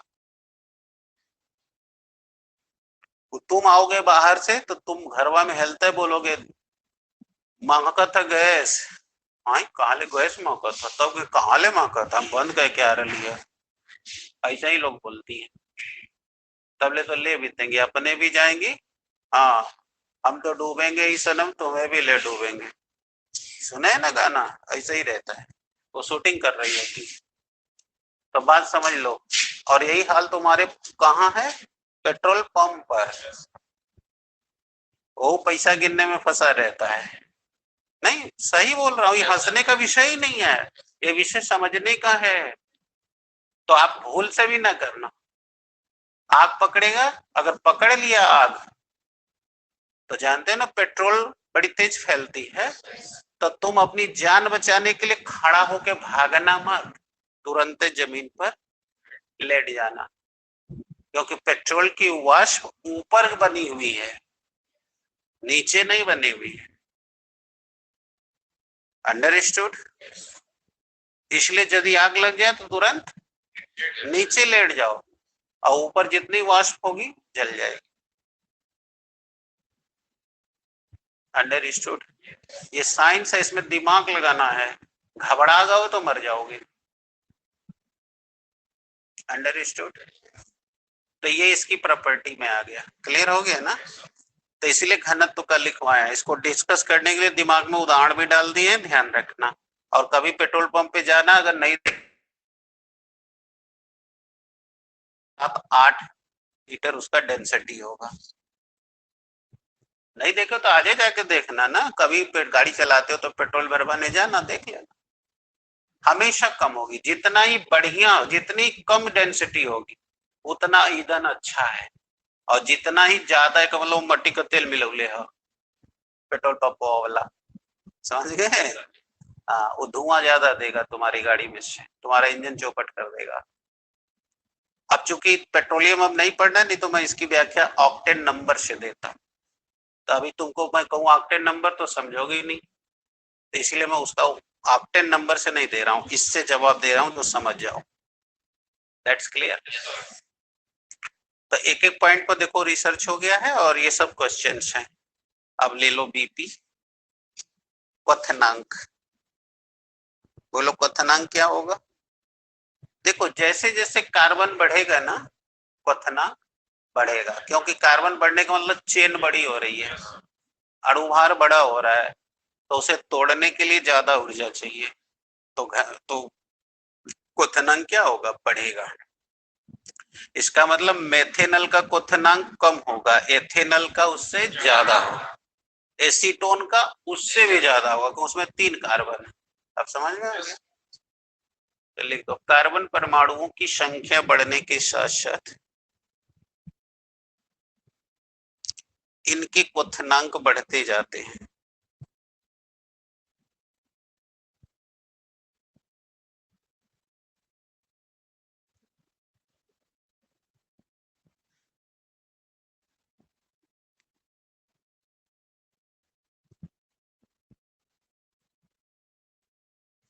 इनके क्वथनांक, तो मुझे लग रहा है हम 4 पॉइंट कवर कर लिए।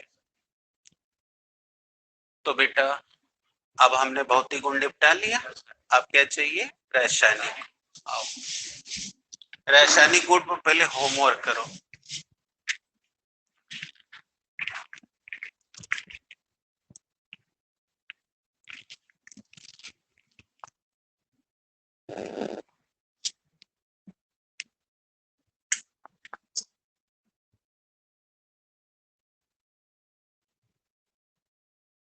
चले, अब पहले तुम उसके ग्रुप पे जाओ, ग्रुप पे होमवर्क करो, तब अपना टारगेट सेट करो कि हमको केमिकल प्रॉपर्टी में क्या क्या दिखा देना है। तुम पढ़ रहे हो एल्डिहाइड, और क्या पढ़ रहे हो, कीटोन। अब देखो क्या हो रहा है, एल्डिहाइड बोलो यही है ना, कार्बन की 4 वैलेंसी, 1 2, ऑक्सीजन देख रहे हो डबल बॉन्ड। अब यहां देखो, बोलो सेम। अब पकड़ना, बोलो वह कार्बोनिल ग्रुप के वजह से समानता दिखा रहा है। देखो ये एल्डिहाइड है। अब देखो इसमें से कई थे मुंह बंद करे चुपचाप बैठ गए, जबकि पहले दिन यही पढ़ाए थे। तो वो पढ़ते ही नहीं है, इसलिए उनको कुछ नहीं आता।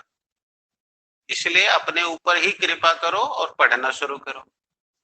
आज पढ़ लिए, घर गए फेंक दिए, इसी से उनको नहीं आता, बैठे रहते जो आके देख रहे होते हैं बस। जो पढ़ते हैं वो बोलते हैं। पहले दिन जब समझाए थे, पहले यही कुछ समझा के तब आईपीएससी में गए थे। अब आज पूछ रहे हैं तो चुप चुप करें, ये ध्यान दो। ये कार्बोनिल ग्रुप के समानता है, और देखो एक एल्किल रेडिकल के वजह से समानता है।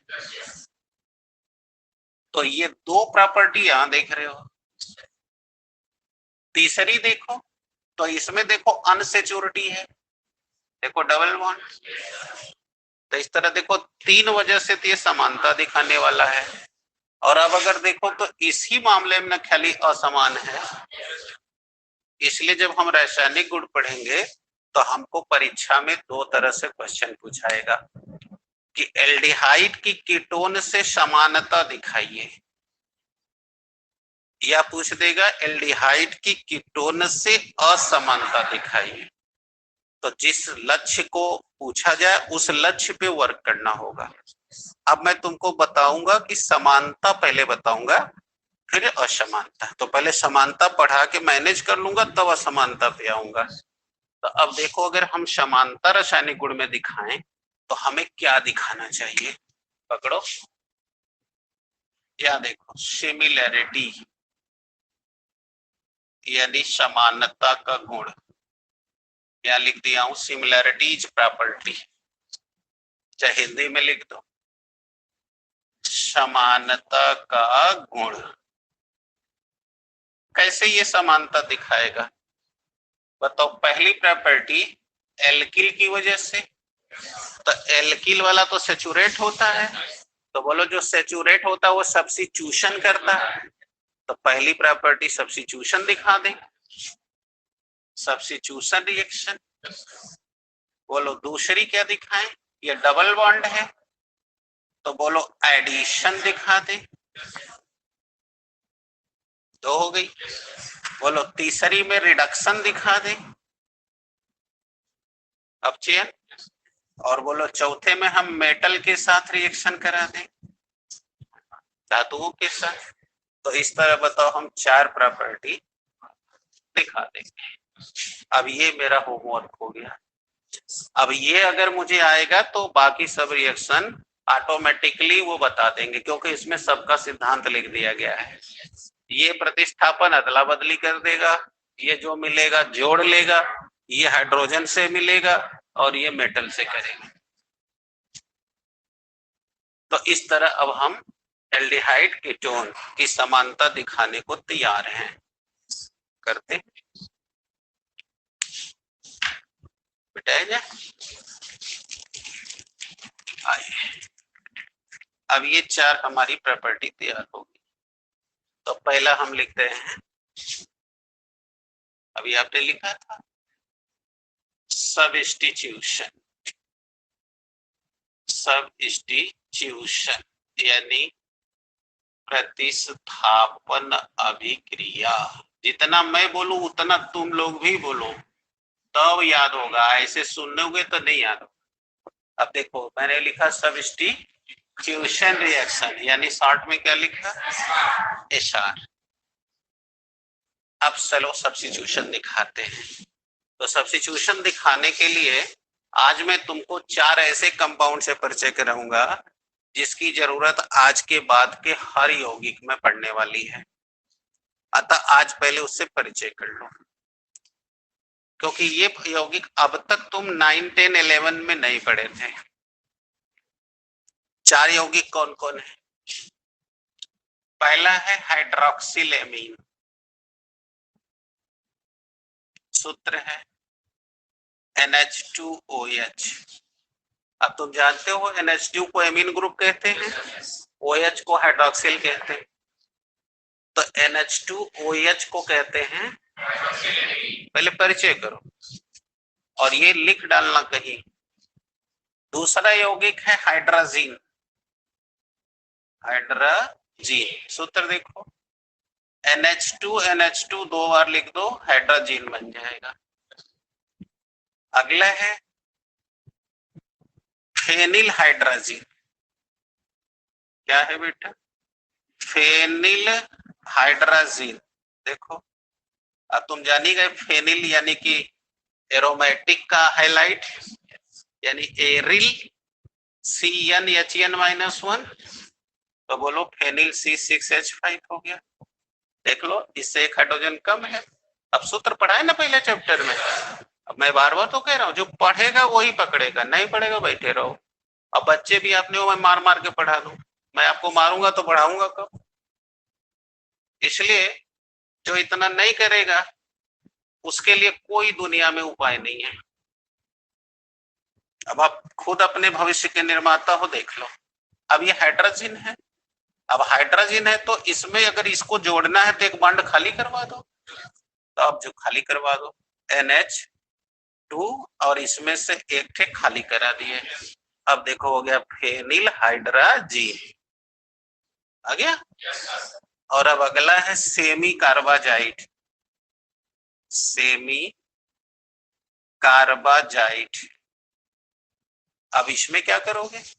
तुम्हें याद होगा जब पढ़ा रहे थे तो एमाइड ग्रुप कहे थे CONH2 को, तो बस कर दो NH2 NHCONH2।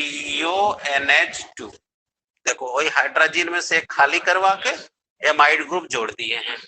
अब हो गया सेमी कार्बाजाइड। अब ये तुम्हारे पास हमेशा पॉकेट में रहना चाहिए। अब ये लोग से पहले आज परिचय कर लो, तब मैं यहाँ काम शुरू करता हूँ।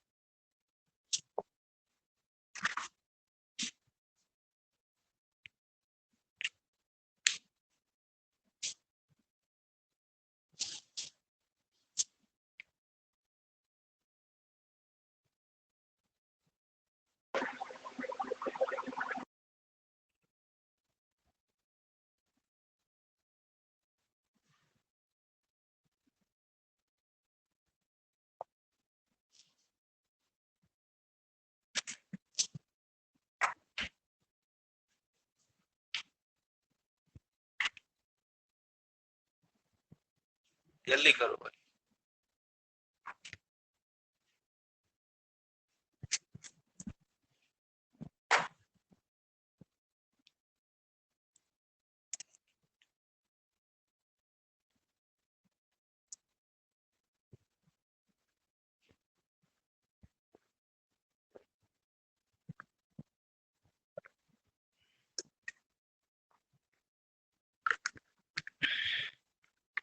हो गया। अब चलो, अब तुम लोग अब इसको बोल लो, कौन कौन कंपाउंड मैंने बोला अभी अभी, सब लोग मुंह से बोलो। हाइड्रोजन, हाँ बोलो बोलो। फेनिल हाइड्रोजन, जीन है, इसीलिए देखो अभी पढ़े, अभी देखो पढ़ने में दिक्कत हो रही है, तो इसीलिए बोला पढ़ो। तब अब पढ़ने को बोला तो मैं एक दो लोग को देख रहा हूँ, वो बेचारे पढ़ नहीं रहे, अगल बगल देख रहे हैं, तो इसीलिए उनको 2 मिनट बाद चाहे 1 घंटे बाद पूछो 4 कंपाउंड कौन बताए गए थे, खत्म। इसलिए फिर से पढ़ो सब लोग, शुरू से पढ़ो।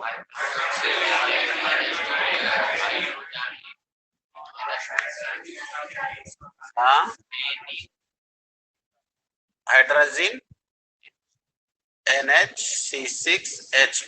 फिर आगे पढ़ो, सेमी कार्बाजाइड, C लिखा हुआ है, सेमी कार्बाजाइड NH2 NaH। हाँ, तो जब ऐसे पढ़ लोगे तो चलेगा जबान पे, नहीं तो खत्म। इसलिए पहले मैंने डायरेक्ट काम नहीं किया, पहले का इसको पढ़ लो। अब एक बार और पढ़ लो तब मैं शुरू करूं। बोलो, बोल बोल पढ़ो।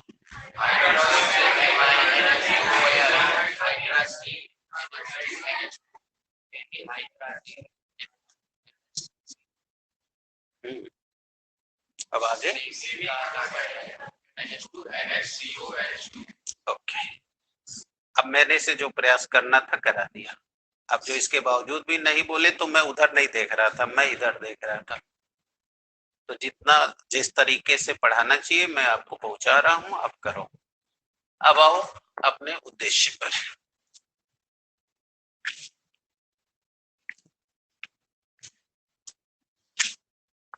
अब हम कराने जा रहे हैं रिएक्शन, और चारों से कराएंगे, और रिएक्शन एक मनाएगा सब्स्टिट्यूशन। जैसे पहला ले रहा हूं, रिएक्शन विथ हाइड्रॉक्सिल एमीन। अब हिंदी में बोला, लिखा संकेत में। अब कैसे करें देखो, आपके पास था फॉर्मल्डिहाइड, ये था ना। अब इसको देखिए ऐसे लिख दीजिए, या कर दे रहा हूं, बोलो लिख दिया। दूसरा आपके पास था एसेटल्डिहाइड CH3CHO, बोलो लिख दिया। तीसरा था एसीटोन CH3COCH3, अब बोलिए CH3CH3C।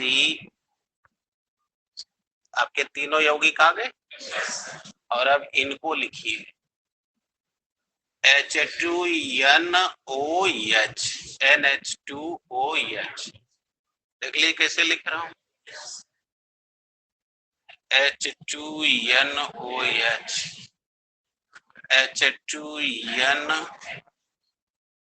बोलिए।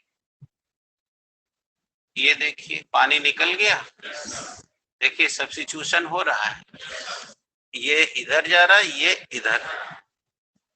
अब बोलिए हो गया HC डबल बॉन्ड, देखिए जो का क्यों NOH CH3HC double bond NOH CH3CH3 C double bond. अब ये हाइड्रोजन, ये हाइड्रोक्सिलेमिन था, हाइड्रोक्सिलेमिन क्रिया करके ऑक्सिम बनाता है। क्या बनाता है? ऑक्सिम। ऑक्सिम अंग्रेजी में ऑक्सिम कहते हैं। हो गया? यानी कि ये देख लो कि इसने सभी एल्डिहाइड कीटोन से क्रिया करके उनके ऑक्सिम कंपाउंड बना दिए, यानी कि मेथेनल ऑक्सिम, एथेनल ऑक्सिम, एसीटोन ऑक्सिम। राइट है। अब आ जाओ दूसरा क्या कहे थे, दूसरा कहे थे हाइड्रोजन के साथ क्रिया। अब सुन लोगे तो कर लोगे, बताओ। अब ये सब फिर वही लिखाएंगे, और अब यहाँ NH2 लिखोगे, तो अब ये क्रिया करेगा तो यहाँ N, अब फिर इसके बाद NH2 बचेगा। तो अब मैं लिखूं कि तुम लोग कर लोगे, सेव कर लोगे, B भी, C भी, D भी। यानी ये था तुम्हारा reaction with hydrogen NH2 NH2। तो कैसे लिखना समझ गए? अब इसी तरह से कर लोगे, के तो कर दें। अच्छा, अब इसके बाद reaction with phenyl hydrogen, phenyl hydrogen यानी C6H5NH2 NEH। अब ये चीज को उठा के यहाँ कर दो, क्योंकि बॉन्ड तो यहाँ खाली हुआ है। हो गया। अब लिखना होगा तो ऐसे लिखोगे, H2 इधर, H2NNHC6, अब ये H2 और इसका O पानी, अब फिर वो आके सट जाएगा। समझ गए कि कर दूं? और चौथा हो जाएगा रिएक्शन विथ सेमी कार्बाजाइड, यानी कि NH2NHCONH2। अब लिखोगे तो ये इधर आ जाएगा, ये वही रहेगा, फिर ये H2O पानी बन जाएगा और NNHCO। यानी कि अगर मैं इसमें बात करूं तो ये सब वही रहेंगे। अब हिया हो जाएगा C डबल बॉन्ड, अब हिया क्या हो जाएगा, ये बाहर चला गया, NNHC6H यहाँ लिखा जाएगा। ऐसे करा रहे हो तो बोलो ये बाहर आ गया, अब यहाँ NNH2 यानी डबल बॉन्ड NNH2, और इससे करा रहे हो तो हाई बाहर चला गया, अब यहाँ हो जाएगा डबल बॉन्ड NNHCONH। लग रहा है हम ही समझ रहे हैं, तो ये चारों हो जाएगा। तो इसीलिए एक तो समझा दिया, अब चारों कर लेना।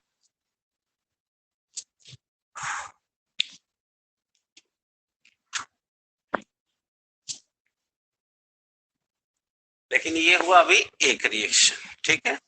अब घर उतार लेना, जल्दी करके इतना हटा दो ताकि एक और बता दें। अभी है 2 मिनट, जल्दी करो।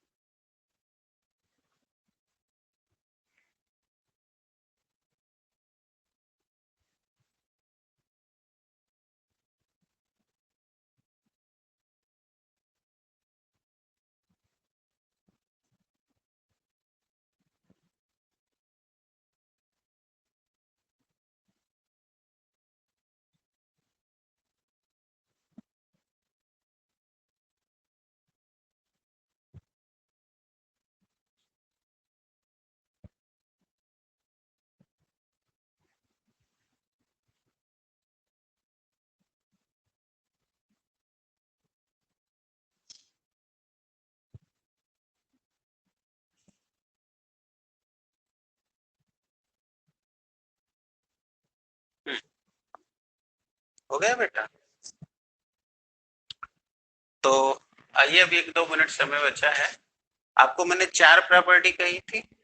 पहला था सब्स्टिट्यूशन, दूसरा था एडिशन। आइए अब एडिशन दिखाता हूँ।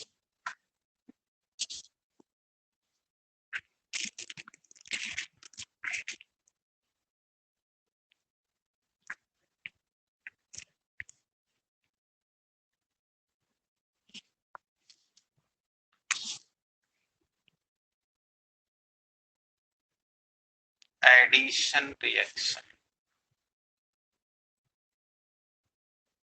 देखिए,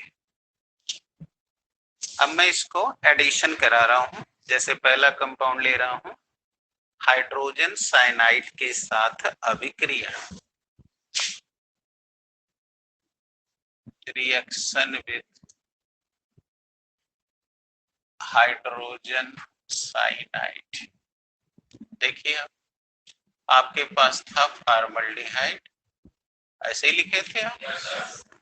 दूसरा था एसिटल्डिहाइड, तीसरा था एसीटोन। हो गया। अब आप करा रहे हो हाइड्रोजन साइनाइड के साथ रिएक्शन। बोलो ये अनसेचुरेट है, अब ये पकड़ लेगा। देखिए हाइड्रोजन, बोलो कार्बन, एक बॉन्ड हाइड्रोजन, देख रहे हैं OH दे करके, ये देखिए सिंगल बॉन्ड OH हो गया और ये साइनाइड हो गया। Addition reaction. जब कोई अपकारक अपक्रिया करके केवल एक उत्पाद बनाए तो उसी को एडिशन कहते हैं।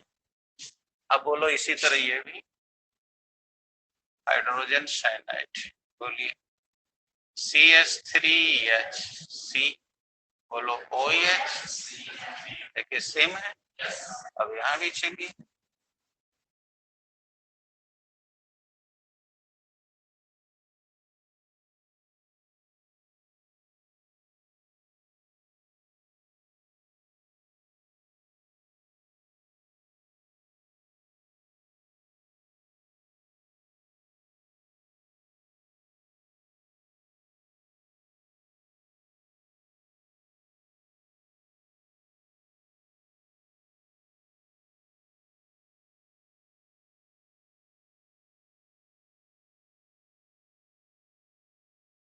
जल्दी करिए।